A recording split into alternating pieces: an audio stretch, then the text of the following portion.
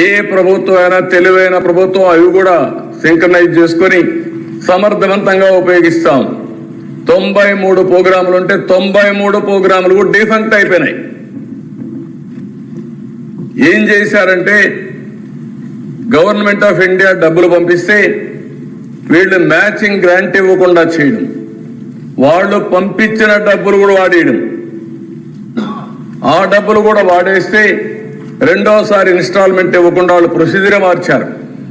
ఆ ప్రొసీజర్ ఎంతవరకు పోయారంటే దిశ, నేను మా మిత్రుడు పవన్ కళ్యాణ్ గారు మనం వెళ్తే జేజేఎం బాధేస్తుంది, దిశ తపనేస్తుంది, కోపం వస్తుంది, సభ్యత అడ్డం వస్తుంది.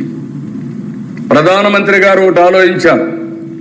ఆయన ఆలోచన జల్ జీవన్ మిషన్ ద్వారా ప్రతి ఇంటికి కొళ్ళాయి ద్వారా సస్టైనబుల్ సోర్సెస్ నుంచి వాటర్ ఇవ్వాలని.